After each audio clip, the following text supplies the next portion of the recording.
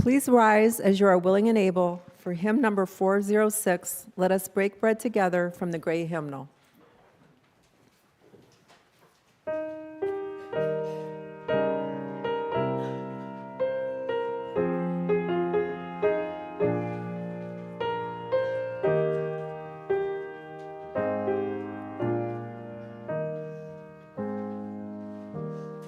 Let us break bread together on our knees. Let us break bread together on our knees.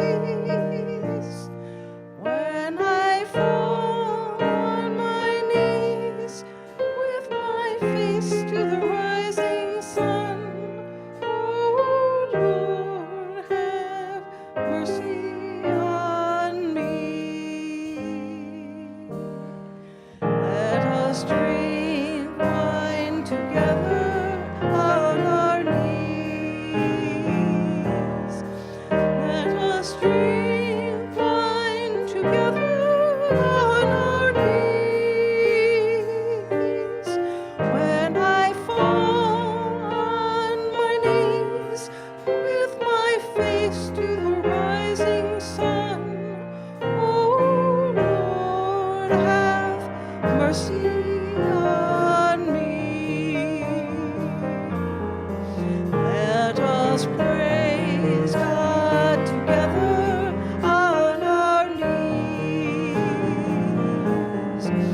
Let us praise God together on our knees. When I fall on my knees with my face to the rising sun, oh Lord, have mercy on me.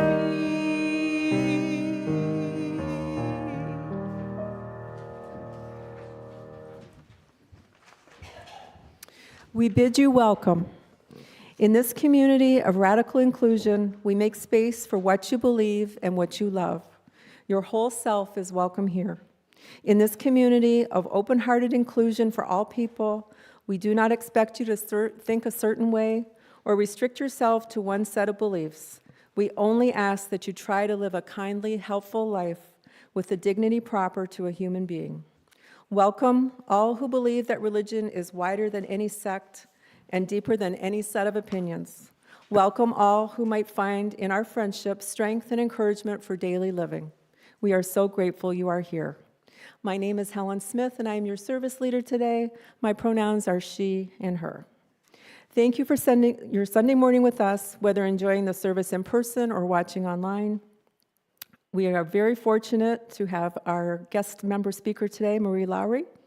I'd like to extend a special welcome to any visitors today. After the service, we invite you to join in our reception hall downstairs for bagels, coffee, and conversation. Please take a moment now to silence your phones, but we encourage you to share your presence with us on social media. I have quite a few announcements today. Building and Grounds will coordinate holiday decorating in the meeting house after service today. We'll be setting up the altar tree, new window wreaths, etc. We welcome helpers of all ages. Little ones are welcome to help, but please have adult supervision as appropriate. Save the World is talking about the press. Being well-informed by reality-based sources is going to be more important than ever now. How are the media normalizing the abnormal? What is sane washing? Why is it happening? How can you tell what news sources to trust? What are some good news sources? Join us tonight in Adams Hall to discuss these topics and share resources. I believe that's at 7 o'clock, 7 p.m. tonight.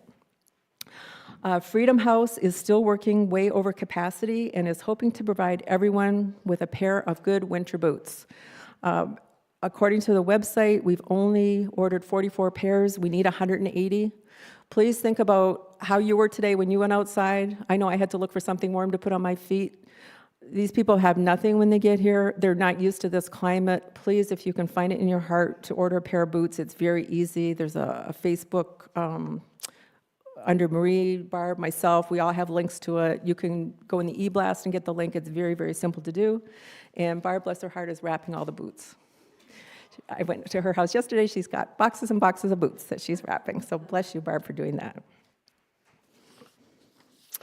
From our religious education coordinator, Argo Kramer, we are in the process of starting a middle school and teen group at UUCF that will meet the evening of the third Sunday of the month beginning in January. For this group to begin, we need volunteers to help facilitate and run the group with Argo. We would prefer if this volunteer is not a parent of a child who is interested in participating in the group. If you haven't been involved in RE, this is a great way to get started without committing to weekly Sunday classes. If you are looking for an opportunity to get involved with our youth and teens, please speak to or email Argo for more information. From the UUCF Fundraising Committee, this is amazing. First of all, we want to thank everyone again for participating in the service auction. We are pleased to announce that the net profit is close to $19,000. That's awesome. Second, the dessert auction will take place on December 8th after the all music service. That's next Sunday. This will be a silent auction. Please deliver your desserts to Adams Hall on the day of the auction between 10 and 10:15 a.m. Be sure to list your ingredients and please place them in a to-go container. Third, save your gently worn shoes. We are going to have a used shoe fundraiser during the months of February and March. We will be paid for the shoes we collect by a third party. More details in January. And let me see if that was it. Yep, that's it for announcements. Please remember to check the UUC website or emails for other announcements about upcoming events.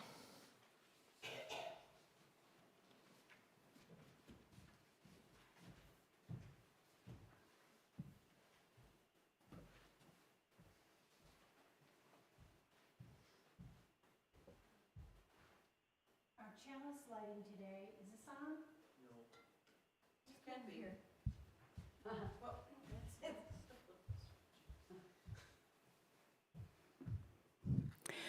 Our chalice lighting today is the Bodhisattva prayer for humanity.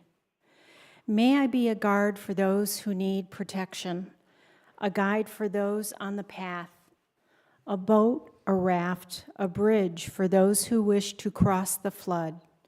May I be a lamp in the darkness, a resting place for the weary, a healing medicine for all who are sick.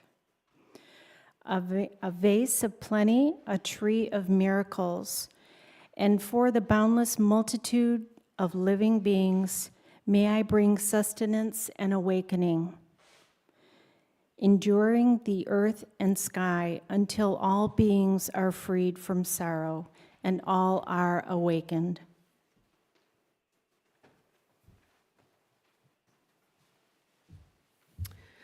Please join me in reciting our UUCF mission statement, which can be found in your order of service. We seek answers everywhere, include everyone, live with compassion.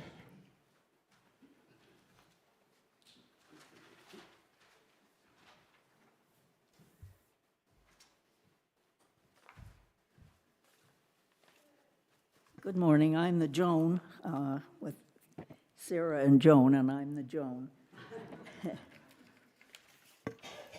I'm going to read a statement from the National Spiritual Assembly of the Baha'i Faith. Racism is the most challenging issue confronting America, a nation whose ancestries includes every people on earth, whose motto is E pluribus unum, whose ideals of freedom under law have inspired millions throughout the world and cannot continue to harbor prejudice against any racial or ethnic group without betraying itself. Racism is an affront to human dignity, a cause of hatred and division, a disease that devastates society. Notwithstanding the efforts already expended for its elimination, racism continues to work its evil upon this nation. Progress towards tolerance, mutual respect, and unity has been painfully slow and marked with repeated setbacks. The recent resurgence of divisive racial attitudes, the increased number of racial incidents and the deepening of despair of minorities and the poor make the need for solutions ever more pressing and urgent. To ignore the problem is to expose the country to physical, moral, and spiritual danger.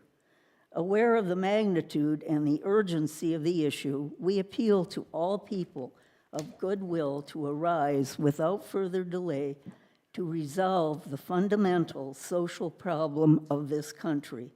We do so because of our feelings of shared responsibility and because of the vision that sacred scriptures of our faith convey.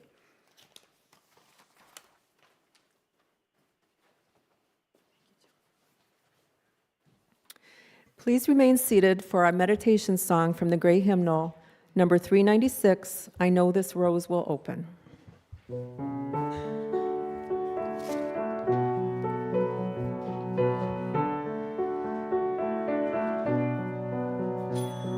I know this rose will open. I know my fear will burn away.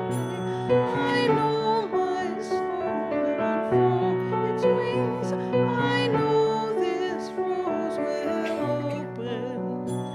I know this rose will open. I know my fear will burn away. I know my soul will unfurl its wings. I know this rose will open.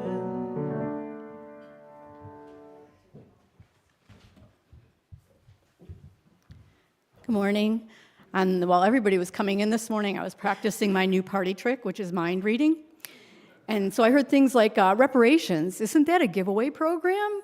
Why should my money be up for grabs? Black people getting personal payments? Some are better off than I am. It's a lost cause anyway.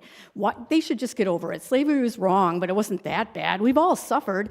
And besides, weren't reparations already paid? I mean, it was so long ago. Marie just wants me to feel bad. Well, good news. This isn't about hurting anyone or making anyone feel shame. Reparations are not. They're a tool of restorative justice. Restorative justice, and it's right there in the name, is about repairing harm. It's a non-adversarial approach that works to make victims whole and repair harm. And the goal is reconciliation, rebuilding community, diminishing vengeance, and replacing fear with hope. It's about looking backward at the wrong that has been done and looking forward to a healthier, more just, and happier community for everyone. Reparations are simply a part of the process of healing.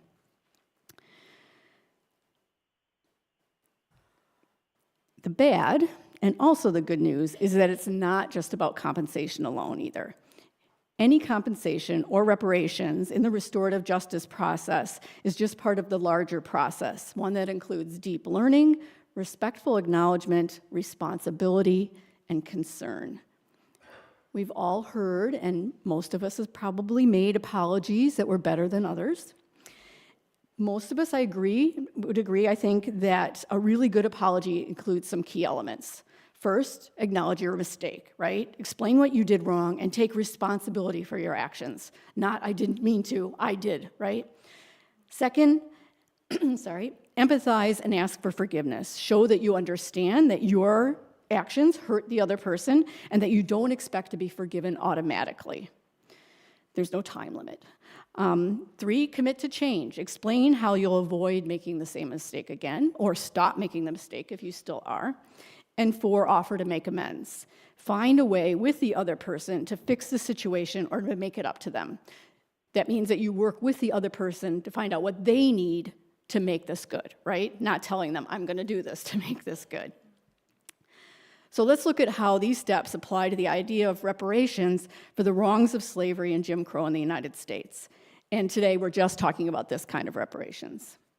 Keep in mind that reparations are not a unique or a new idea. Since 1950, reparations have been paid to Jews by Germany and Austria, to people of Japanese ancestry by the United States and Canada, and to several Native American peoples by the United States and Canada, just to name a few. None of them have been perfect, but people are not perfect. And the really good news is that we don't have to be either, we just have to try. So, as you feared, I'm going to give you a little history. In Britain, in 1833, they passed the Slavery Abolition Act, 1833, abolishing slavery in most, not all, but most British colonies.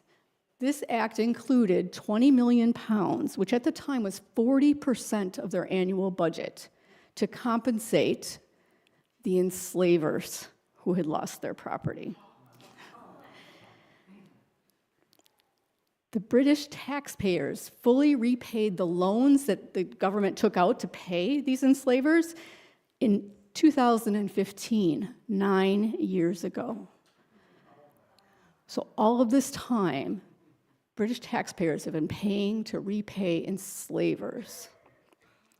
It's not about the money. It's never about the money. It's always about the will to do it and about power and greed. Here in the US, during the Civil War, General Sherman seized land from slave owners and distributed it to 40,000 newly freed African Americans. And this is where the 40 acres and a mule idea comes from. Afterward, President Andrew Johnson countermanded Sherman's actions because he deemed it unfair to the enslavers. The land was returned, and the people freed from slavery were left with no resources.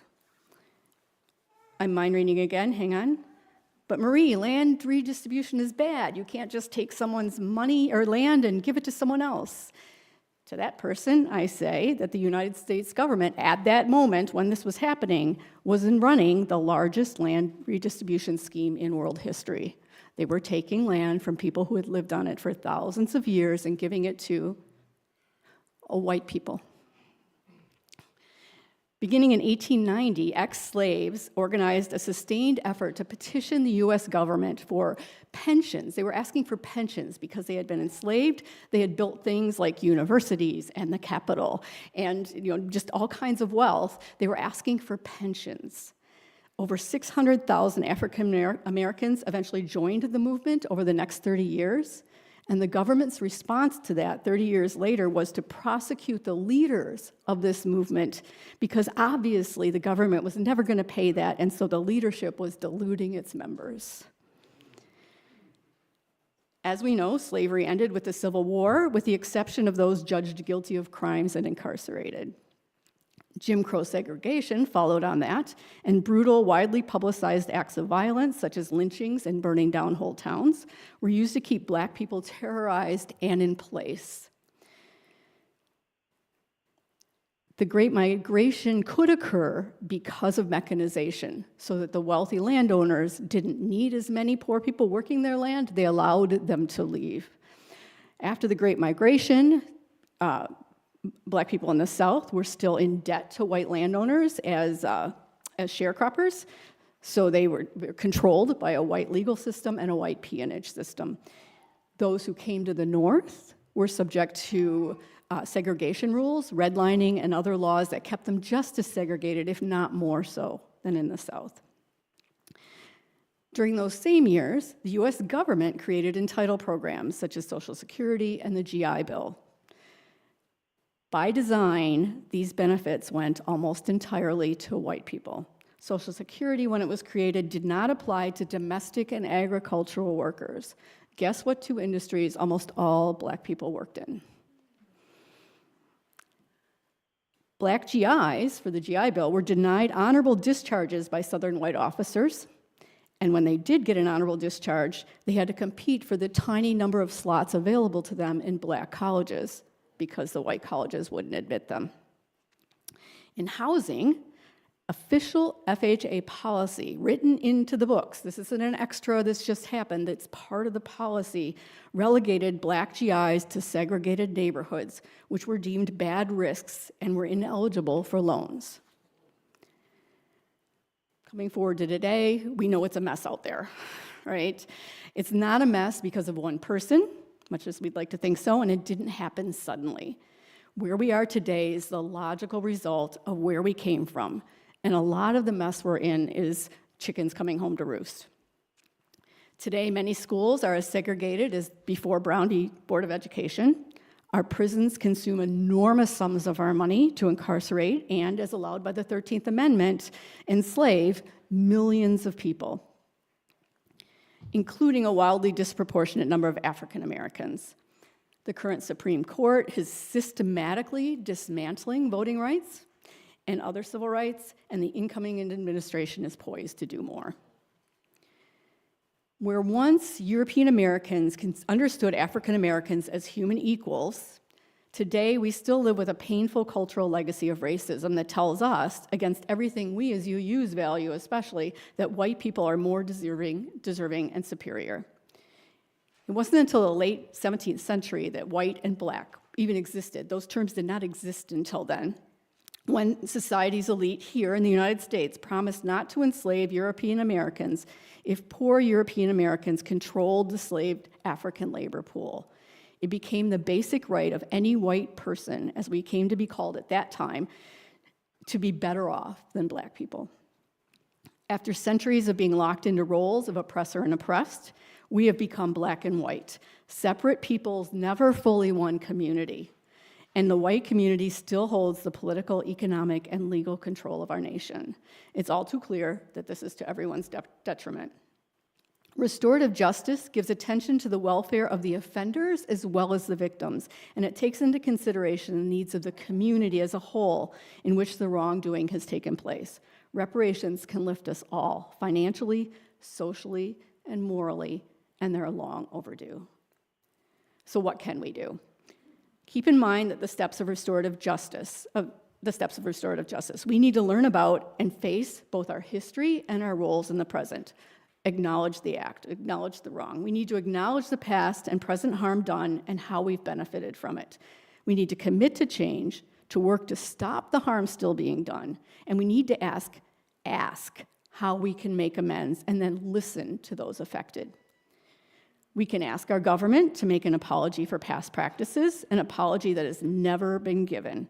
We can place our support behind the bill for a commission to study reparations that Representative John Conyers introduced H.R. 40 in 1989, and every Congress after that until his death, he introduced this bill. And since his death, Shirley Jackson Lee, has introduced it every year, and it's never been passed.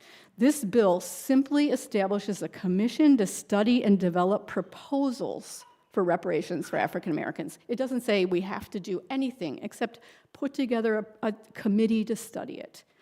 The committee's job is to, 1, compile documentary evidence of slavery in the United States, 2, study the role of the federal and state governments in supporting the institution of slavery, 3, analyze discriminatory laws and policies against freed slaves and their descendants, and 4, recommend ways the United States may recognize and remedy the effects of slavery and discrimination on African Americans, including through a formal apology and compensation. And in the absence of government reparations, we can take part in interpersonal reparations. Easy for me to say. Interpersonal reparations are not charity. Charity is, here, this is what you need. Reparations are, what can I do to help fix this, and listening and doing. Charity maintains the power imbalance at the root of the problem. Reparations remove that imbalance. And groups that advocate for reparations almost never seek only money. The social, the political, and the economic are bound together and must be addressed together, creating the possibility of a better world. So what can you do? First, you can support Black-owned businesses. This is easy, right? It's not as easy as clicking on Amazon, but it's 3 or 4 more clicks. Look around for a Black-owned business, buy that same product there, right? You can support Black artists. You can donate, if you're going to donate money, donate it to Black-led organizations. People who know what they need, give that money to them. Give them your time, give them your energy. There are also already groups working to offer interpersonal reparations as a group. It's never a bad idea to find an existing group and latch onto them. You don't have to reinvent the wheel. For one example of ways that these groups are working is that Black people have been denied generational wealth forever in our country. the easiest and quickest way to get generational wealth is homeownership, right? So, I'm skipping, sorry. The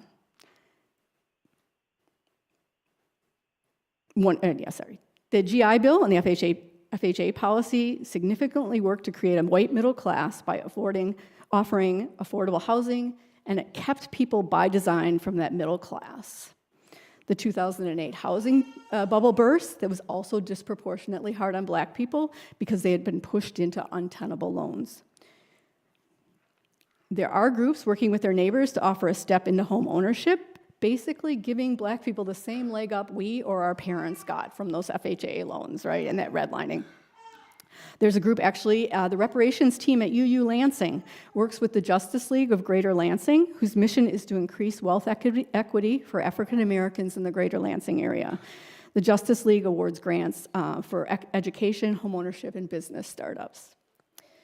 Another group I'm going to shout out is called Reparation Generation. It's a group started in California, but working here in Detroit. I love that their website says on the first page, until our leaders enact government-issued reparations, we each have a moral imperative to do our part. They work with donors across the country and with a local Black-owned bank. It's right down at Grand Boulevard and Woodward, the bank is located. Then they said, what can we do? And Black people here said, what we really need is a leg up to home ownership. And what they've done, and this is genius in my opinion, is they've set up a program. They had the first trial 2 years ago, and they're doing the second round right now. And I think it was 10 or 12 people in the first round. You need to show, to be a part of the program, that you are descended from at least one enslaved person. And the group, this program, will work with you to do that genealogy.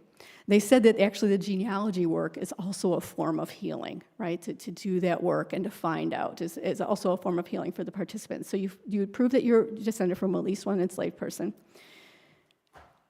You find a home that you want to purchase within the Tri-County area and go through the homeownership process, and they have a little homeownership class to help people prepare, and then they give you $25,000 down for that house, which is a huge hurdle, right? If you don't have generational,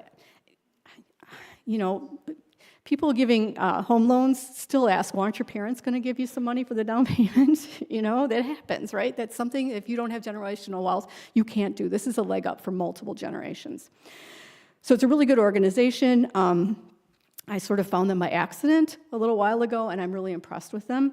So one thing that you can do is come next Sunday night. They've agreed to come and do a house party. Come talk about their program and how you can be involved and how you can learn more about reparations. It'll be in the Marge Brown room at 7 o'clock next Sunday night, and I'll post more information about that.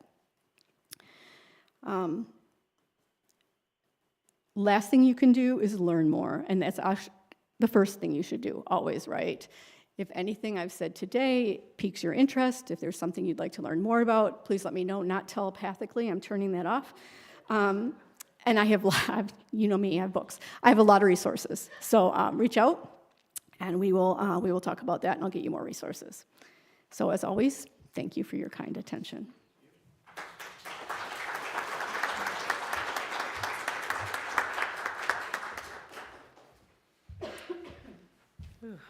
It's got me all choked up.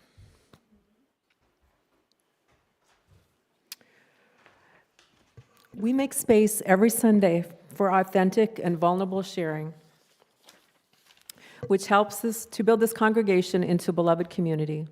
We invite you to share what's going on in your life, to name your feelings and the people in your heart in need of prayer, good energy, best wishes, and other help.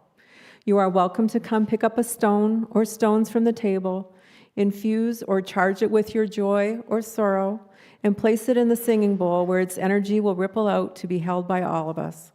If you'd like to verbally share something important on your heart, please come up and speak directly in the microphone. All are welcome to participate in any of these ways.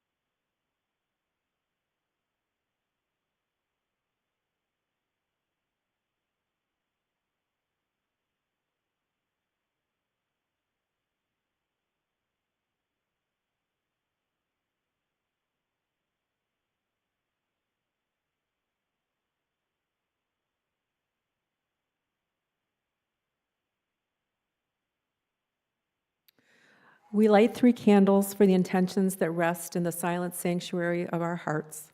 One for the joys, one for the sorrows, and one for the strength of the gathered community that can support you and bring you peace.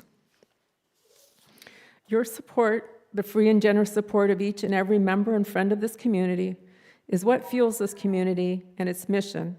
And without your support, the flame of justice, community, and love cannot burn brightly to warm ourselves and be a beacon in a world threatened by division and fear. Please join me in reciting the offertory blessing that can be found in your order of service. To the work of creating beloved community within and beyond these walls, we dedicate ourselves and our offerings.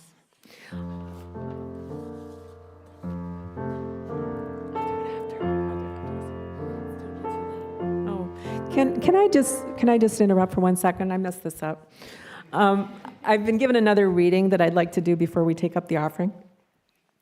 Spiritual reparations are a way to acknowledge the injustice of using African American or Negro spirituals we sing in worship.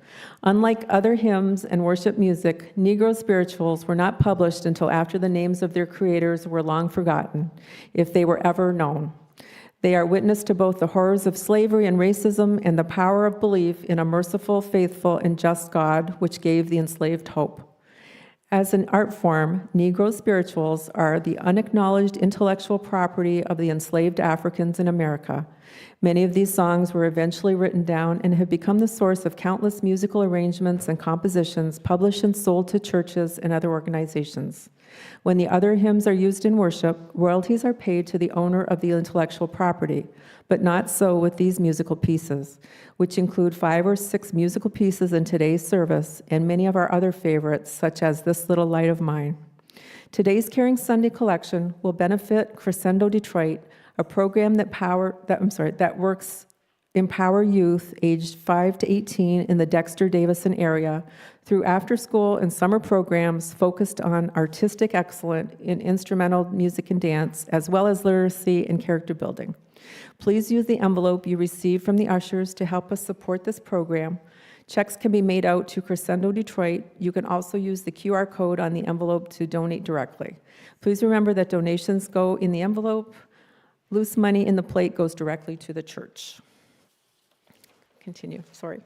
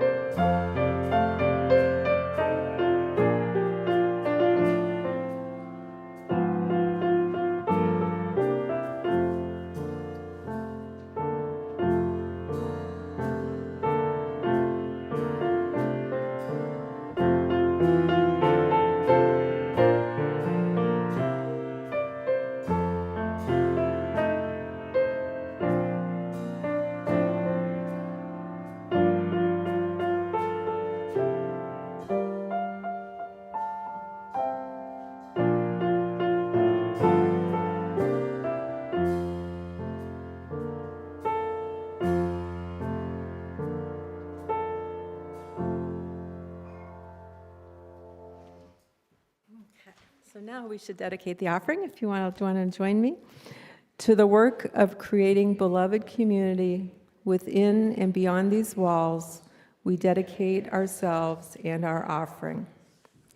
Please rise as you are willing and able to sing hymn number 348, Guide My Feet, from the Gray Hymnal.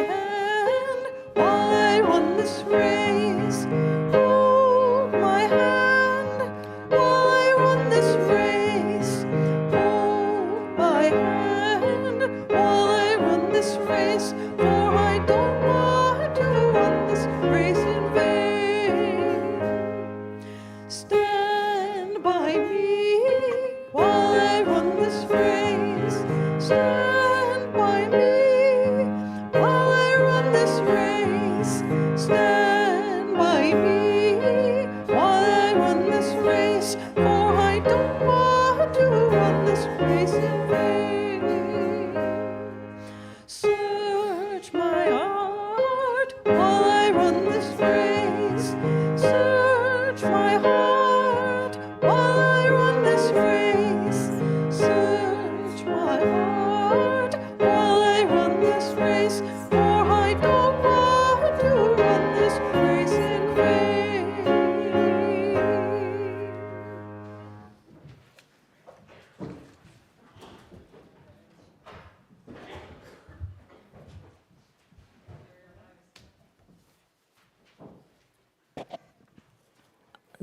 The closing words, my name is Yvonne. The closing words are from Lucia Tish. We are all spiritual beings having a material experience. We are so much more than the things that happen to us, and so much more than what the systems of oppression, the oppressors, and society tells us and reinforce about us. Reminding ourselves of our power, worthiness, and our divinity can fortify us and the collective experience.